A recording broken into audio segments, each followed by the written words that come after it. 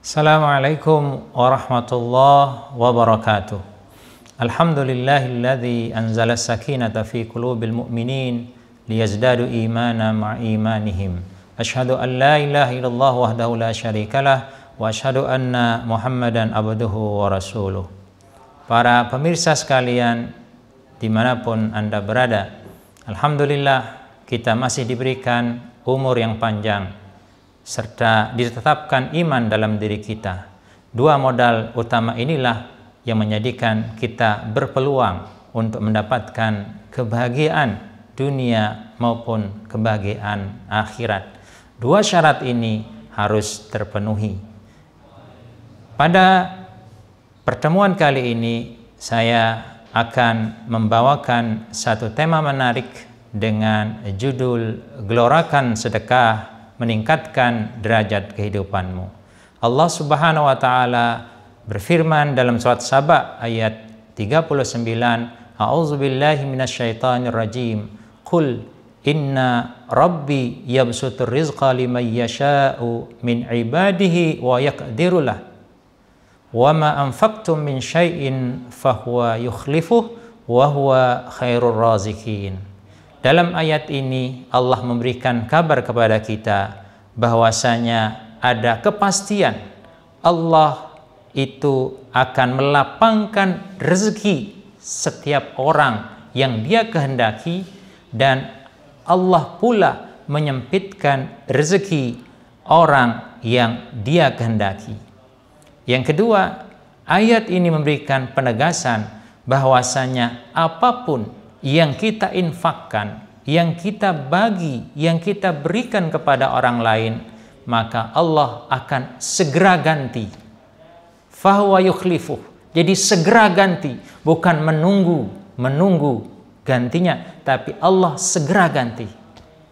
Kemudian dalam ayat ini Allah juga menyatakan dengan tegas terhadap dirinya, wa huwa khairur razikin, bahwa Allah lah yang sebaik-baik memberi rezeki kepada makhluknya.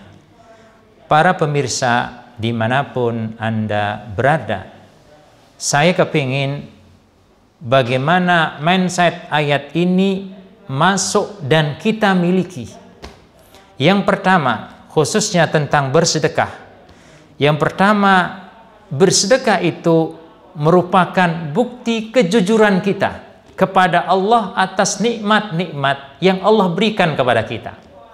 Artinya ketika kita tidak bersedekah atau tidak mau bersedekah, menandakan bahwa kita adalah orang-orang yang tidak jujur. Maka salah satu istilah zakat itu adalah dengan sedekah, kejujuran kita. Berapa harta yang kita miliki, maka keluarkanlah nisabnya sesuai dengan yang ditentukan oleh Allah dan Rasul-Nya. Tapi kalau kita bermain dalam nisab ataupun dalam haul, berarti kita sudah dianggap tidak jujur oleh Allah Subhanahu wa taala terhadap nikmat yang kita terima. Jadi bersedekah itu adalah bukti kejujuran yang kita miliki. Yang kedua, mindset yang harus kita kembangkan dalam kehidupan kita sehari-hari adalah bersedekah itu adalah cara terbaik untuk memiliki dan mengelola harta yang kita miliki. Kenapa? Karena ketika kita bersedekah, sesungguhnya kita sedang menjadikan harta yang kita berikan kepada orang lain ini menjadi milik kita abadi sampai hari akhir. Sementara harta yang kita tahan tidak kita sedekahkan, maka harta itu akan hangus, hilang dengan sendirinya. Maka ketika kita bersedekah, sesungguhnya kita sedang mengumpulkan harta milik kita yang akan kita bawa ke hari akhir kelak. Sehingga kalau kita kepingin memiliki banyak harta di hari akhir nanti yang akan menemani kita, maka ayo kita bawa harta kita, tapi tidak dengan kita yang mengangkat, cukup yatim piatu yang akan membawanya, cukup majelis-majelis taklim yang akan membawanya, cukup orang-orang miskin yang akan bawanya dengan cara berbagi dengan mereka, maka apa yang mereka terima akan menjadikan saksi buat kita bahwa kita termasuk orang-orang yang pintar di dalam menerima nikmat dari Allah Subhanahu wa taala. Maka kenapa dalam satu ayat Allah katakan thumma latus'alunna yauma idzin 'anin na'im. Kemudian sungguh kami akan tanyakan segala nikmat yang engkau telah terima dariku. Artinya tidak ada nikmat yang gratis. Semua harus kita pertanggungjawabkan. Dan cara mempertanggungjawabkannya adalah dengan bersikap jujur, berbagi dengan orang lain. Kemudian mindset yang ketiga adalah dengan bersedekah, kita sebenarnya sedang menyelamatkan diri kita ya, di hadapan Allah Subhanahu wa taala dan sedang menyelamatkan diri kita di tengah-tengah manusia. Kenapa? Karena setiap manusia yang meninggal dunia akan ditanya 4 perkara. Salah satunya adalah terkait dengan nikmat yang kita miliki, yang kita telah terima dari Allah Subhanahu wa taala, untuk apa dan dari mana kita terima.